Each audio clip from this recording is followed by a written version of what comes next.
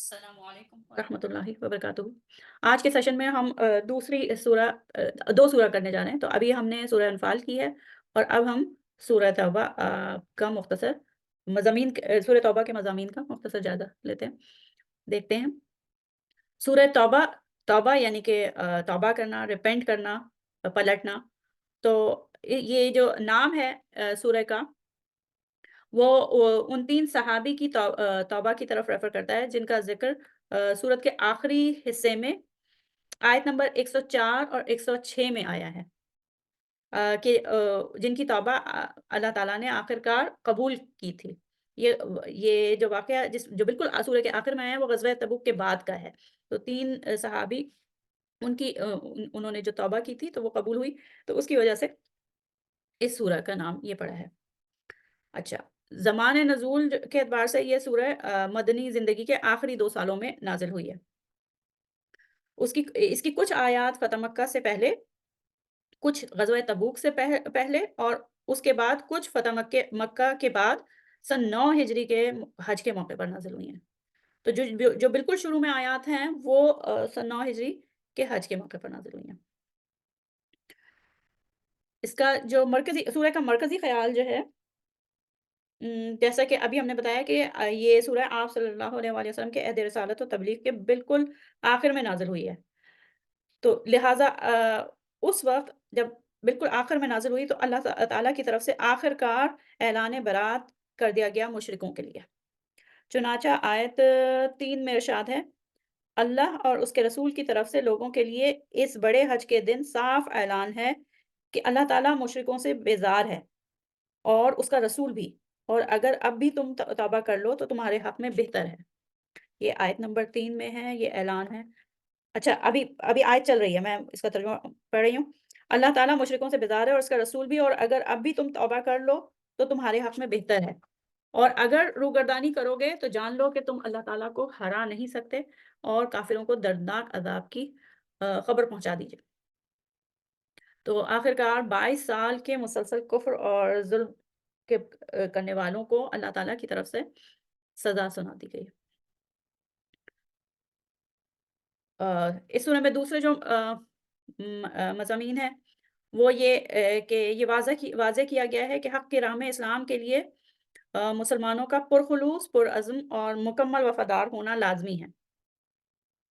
مطلب پرعزم بھی ہوں، مکمل وفادار ہوں، پورا فل کمٹمنٹ کے ساتھ وہ اسلام میں آئیں۔ اور مسلمانوں کا مشرکین مکہ کا مقابلہ کرنا جبکہ وہ مدینے پر حملہ آور ہوئے انتہائی ضروری تھا۔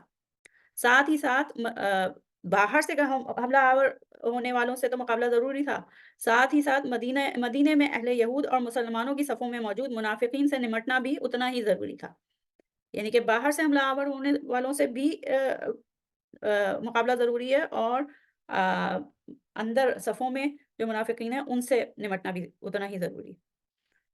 اس سے پہلے سورہ انفال میں جہاد کی غرض و غایت بیان ہوئی، یعنی کہ اس سورہ انفال میں فلسفہ جہاد اور اس کی غرض و غایت بیان ہوئی تھی، اور اب اس سورہ میں جہاد کی اہمیت اور دوسری تفصیلات نازل ہوئی ہیں۔ آگے چلتے ہیں، پہلا حصہ۔ اچھا، سورہ توبہ کا پہلا حصہ، اس میں یہ ہے کہ شروع کی 6 آیات اور پھر 25 سے 28 آیات میں تقریباً ایک ہی موضوع ہے۔ شروع کی 6 آیات دراصل آیتوں کے ایک سلسلے کا حصہ ہیں، یعنی کہ یہ کیوں ایک دوسرے سے کنیکٹ ہو رہی ہیں، 1 سے 6 اور 25 سے 28، کیونکہ یہ ایک ہی سلسلے کی آیات ہیں جو کہ سن 9 ہجری میں حج کے موقع پر نازل ہوئیں۔ تو البتہ یہ جو شروع کی 6 آیات ہیں وہ جب قرآن پاک کی اس کی کمپائلیشن ہوئی، تدوین ہوئی، تو شروع کی جو آیات ہیں 6 وہ اس لیے شروع میں لائی گئی ہیں تاکہ اعلان برات صاف صاف کھلے الفاظ میں سورہ کے شروع میں ہی بیان ہو جائے۔ پھر اس کے بعد یعنی کہ یہ جو 6 آیات ہیں یہ ہیں تسلسل سے 25 سے 28 کے ساتھ، لیکن سورہ کے شروع میں کیوں آئیں، کہ تاکہ شروع میں ہی اس سورہ میں اعلان کی آیات شروع میں ہی آ جائیں۔ پھر سورہ کا تاریخی پس منظر جو ہے، ہسٹوریکل کانٹیکسٹ، وہ یہ کہ سورہ کے مضامین کو سمجھنے کے لیے سب سے پہلے مختلف آیات کا تاریخی پس منظر جاننا ضروری ہے۔ इस सूरह का पहला हिस्सा आप सल्लल्लाहु अलैहि वसल्लम पर उस वक़्त नाज़िल हुआ जब आप ग़ज़वा तबूक से वापस लौटे और उस वक़्त हज का ज़माना था। अच्छा, ये जो शुरू में की है ना, ये हज के ज़माने में नाज़िल हुई है, सन 9 हिजरी का जो हज था। आप हज पर तशरीफ़ ले जाना चाहते थे, लेकिन क्योंकि अब तक हज के मौके पर मुशरिकीन भी काबे में हज करने आते और अपने मुशरिकाना तरीकों से बरहना तवाफ़ किया करते थे। इसलिए आपने सरबराह की हैसियत से उनके साथ शामिल हज होना मुनासिब नहीं समझा, बल्कि हज़रत अबू बकर सिद्दीक़ को अमीर हज बनाकर भेज दिया। उनको हज़रत अबू बकर सिद्दीक़ को अमीर हज बनाकर मुसलमानों के साथ मक्का की तरफ रवाना कर दिया, ताकि वो उन्हें हज का सही तरीका और मसाइल सिखा सकें। अभी ये जो हज को जाने वाला काफ़िला रास्ते में ही था कि मदीने में आप सल्लल्लाहु अलैहि वसल्लम पर उस इस सूरह की शुरू की आयत जिनमें ऐलान बरात हुआ है, नाज़िल हुईं। चुनांचे आम लोगों पर इस बात के ऐलान के लिए आपने हज़रत अली रज़ियल्लाहु तआला अन्हो को ये आयत देकर हज के काफ़िले की तरफ भेजा, ताकि वहाँ हज के मौके पर जो पूरा मुसलमानों का भी पूरा वो है, मुसलमान भी हज कर रहे हैं उस वक़्त सन 9 हिजरी में और मुशरिकीन भी अपने तरीके पे हज कर रहे हैं। तो ताकि ये जो ऐलान है, वो सब सुन लें और सारे हज के मौके पर सारे मजमे में ऐलान किया जा सके। इस ऐलान के साथ ही मुशरिकीन अरब पर अल्लाह ताला का अज़ाब आखिरकार नाज़िल हुआ और बवजह इसके कि आप सल्लल्लाहु अलैहि वसल्लम की रिसालत की सारी निशानियाँ देखने के बावजूद वो इनकार ही करते रहे अपने हठधर्मी और इस्तिकबार की वजह से। तो ये जो है आखिरकार जो है उनको उन पे अज़ाब का ऐलान हुआ सन 9 हिजरी। अच्छा, फिर दूसरे हिस्सा की तरफ आते हैं।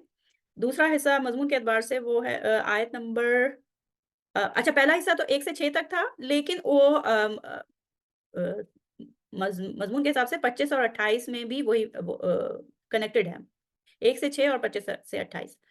अच्छा, उसके बाद दूसरा हिस्सा अगर तसल्सल से देखें तो ये दूसरे हिस्से की आयत तारीख़ी एतबार से पहले हिस्से की आयत से भी पहले नाज़िल हुई हैं।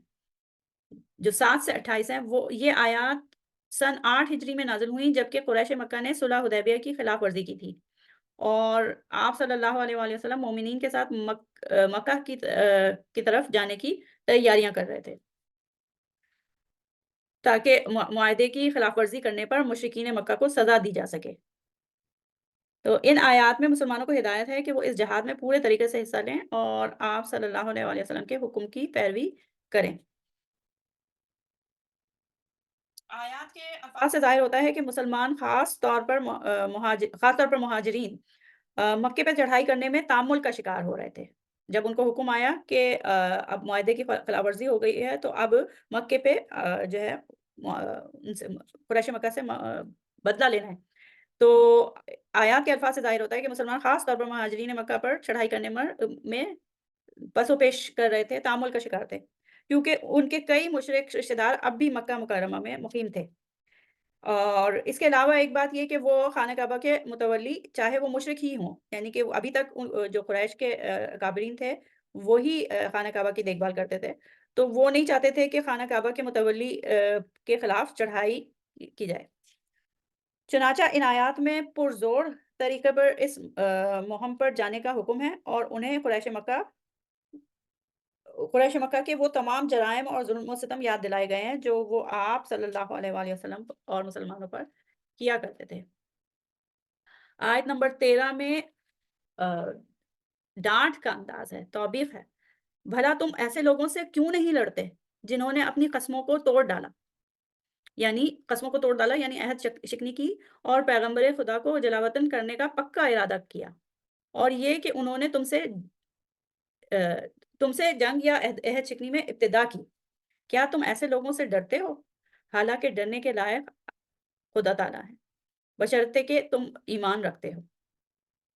फिर इसी तरीके की जो वार्निंग है, फ़रमाइश है, वो आयत नंबर 24 में भी आई है। तो ये वो हिस्सा था सूरह तौबा का जो कि सुलह हुदैबिया के बाद नाज़िल हुआ, फ़तह मक्का से पहले।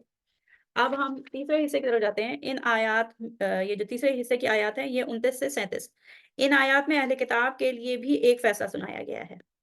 पहले मुशरिकीन के लिए शुरू में फैसला सुनाया गया कि हज के मौके पर, साथ ही अहले किताब के लिए भी एक फैसला सुनाया गया है।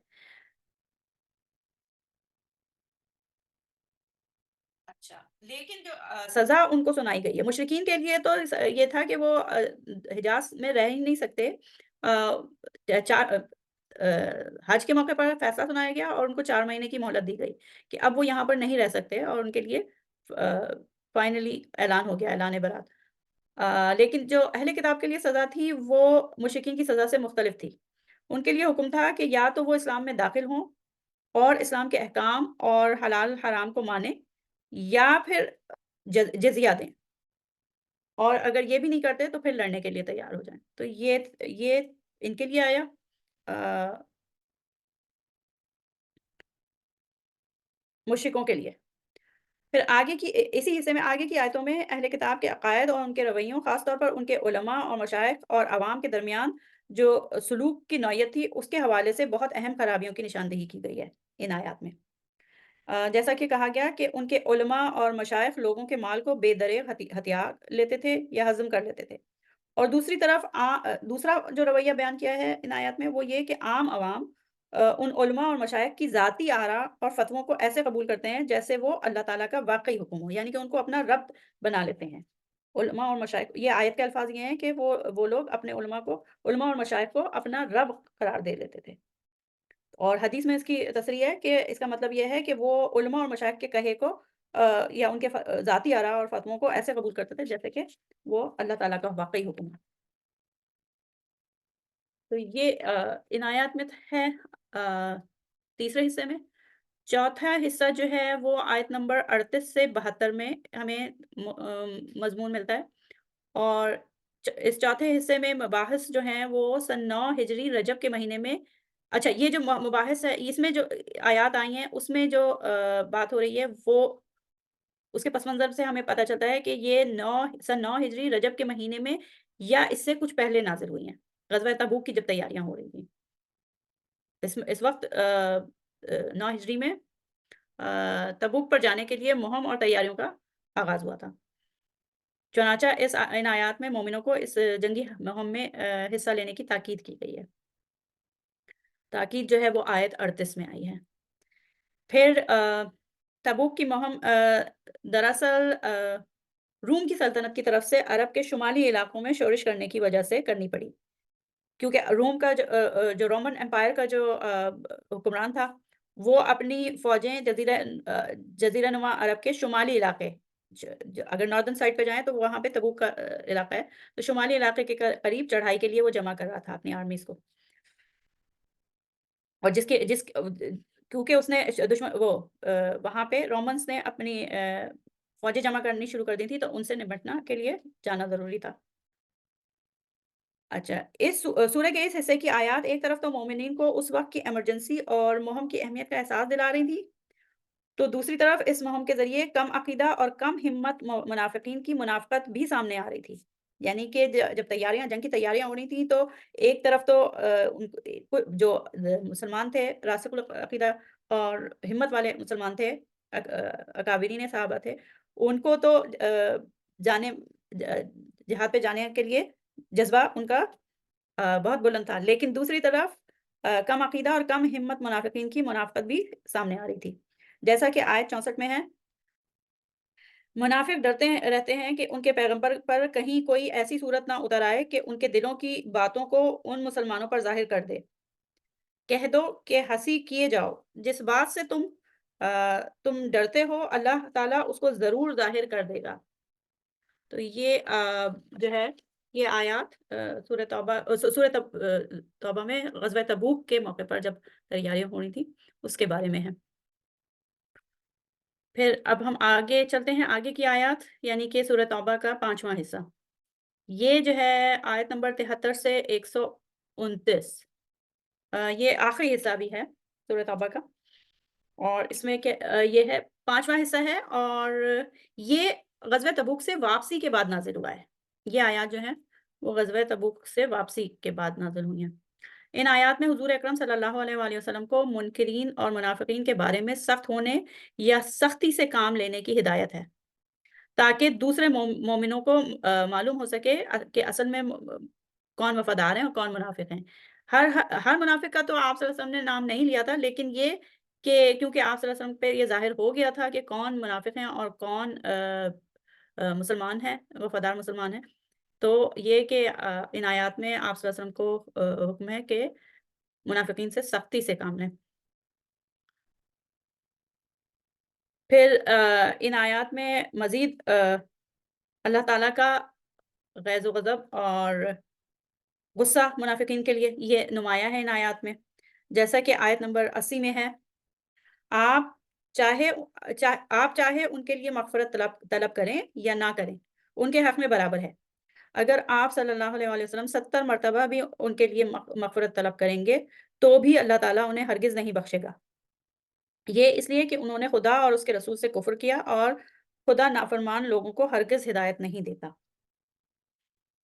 اسی طرح آیت نمبر 101 میں ہے، یہ جس طریقے سے یہ آیت ہے آیت نمبر 80، اسی طریقے سے آیت نمبر 101 میں بھی اللہ تعالیٰ کی ناراضگی کا اظہار ہے۔ پھر آگے کی آیات جو ہیں ان میں ان لوگوں کے لیے سخت سرزنش ہے جو بغیر کسی عذر کے گھر پر بیٹھے رہیں، جبکہ باقی لوگ سرحدوں کی حفاظت کے لیے تبوک کے محاذ پر نکل رہے تھے۔ تو جو لوگ گھر پہ بیٹھے رہے تھے اور آ کے آپ صلی اللہ علیہ وآلہ وسلم سے اجازت مانگتے تھے وہیں مدینہ میں رہ جانے کے لیے، تو ان کے لیے سخت الفاظ میں تنبیہ ہے اور سرزنش ہے۔ پھر آگے اچھا یہاں پہ نہیں لکھا ہوا دکھ رہا ہے، لیکن آیت نمبر 107 میں مسجد ضرار کا ذکر ہے، جو بظاہر کچھ مسلمانوں نے بنائی تھی، لیکن ان کے دل میں نفاق تھا اور ان کی تعمیر اور اس مسجد کی تعمیر ہی اس لیے کی تھی کہ وہاں بیٹھ کے مسلمانوں کے خلاف اسکیمیں بنائیں اور سازشیں کریں۔ چنانچہ آپ صلی اللہ علیہ وآلہ وسلم کو ان کے ان ارادوں سے مطلع کر دیا گیا اور آپ کو وہاں جانے سے منع فرمایا۔ یہ آیت نمبر 107۔ اور پھر آیت نمبر 107 سے آگے بھی آیات جو ہیں وہ اسی مسجد کے متعلق ہیں، اور پھر آگے جائیں تو آیت نمبر 118 میں وہ جو 3 صحابی تھے جن کی توبہ قبول ہوئی تھی ان کا ذکر ہے، اور یہ وہ صحابہ تھے جو تبوک کی مہم پر جانے سے اپنی سستی کی وجہ سے رہ گئے تھے، اور جب جنگ کا جو قافلہ تھا وہ آگے چلا گیا تو بعد میں انہیں پشیمانی ہوئی، اور اس کے بعد آپ جانتے ہوں کہ جب مجاہدین واپس آئے ہیں غزوہ تبوک سے، تو اس کے بعد ان لوگوں سے بائیکاٹ ہوا اور اس کے بعد پھر جا کے ان کی توبہ قبول ہوئی۔ تو یہ جو آیت نمبر 118 میں ہے ان کی توبہ کے قبول ہونے کی نشاندہی۔ پھر آیت نمبر 122 میں اس بات کی وضاحت اور حکم ہے کہ مسلمان جہاد کے ساتھ ساتھ دین میں سمجھ بوجھ پیدا کرنے پر بھی زور دیں، یعنی معاشرے میں سے کچھ لوگ جہاد کا فریضہ انجام دیں اور کچھ لوگ خاص طور پر حصول علم اور دین سیکھنے اور سمجھنے کے لیے اپنے آپ کو خاص کر لیں۔ تو یہ آیت نمبر 122 میں ہے۔ تو یہاں پہ سورہ توبہ کا یہ جو مختصر مضامین کے حوالے سے جائزہ ہے وہ ختم ہوتا ہے۔ انشاءاللہ ہم اچھا اس کو ہم دیکھ لیتے ہیں کہ اس کے جو دہرا لیتے ہیں۔ مرکزی مضمون یہ ہے کہ اس میں اس کو سورہ برات بھی کہتے ہیں کہ اعلان برات ہوا، مشرکین مکہ یعنی کہ اس کے اراؤنڈ جتنے ایریا ہے حجاز کا، ان میں جو مشرکین رہ گئے تھے ان کے لیے اعلان برات تھا، اور اہل کتاب کے لیے الگ، اور ساتھ ساتھ اس میں منافقین کے لیے بھی حکم ہے، منافقین کے بارے میں بھی ہدایات ہے۔ تو شروع کے پہلے حصے میں وہ اعلان ہوا ہے، اور وہ اعلان جو ہے حج کے موقع پر پبلکلی ہوا، اور اس کے بعد دوسرے حصے میں جو ہے وہ آیات یہ آیات جو ہیں سن 8 ہجری میں ہوئی ہیں۔ جو دوسرے حصے میں آیات آئی ہیں وہ پہلے حصے سے پہلے نازل ہوئی ہیں، اور یہ جو آیت نمبر 7 سے 28 ہیں وہ صلح حدیبیہ کے بعد جب مکہ والوں نے خلاف ورزی کی اور صلح حدیبیہ کی، تو اس کے بعد نازل ہوئی، اور اس پہ جب فتح مکہ کے لیے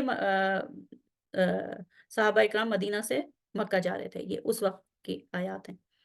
اچھا اس کے بعد تیسرا حصہ جو ہے، تیسرا حصہ یعنی کہ آیات 29 سے 37 میں جو ہے وہ اہل کتاب کے لیے بھی جو سزا کا اعلان ہوا وہ ہے، اور ساتھ ہی ساتھ ان کی جو رویہ ہے، مذہبی رویہ، ان میں جو خرابیاں تھیں، ان کے بارے میں آیات ہیں۔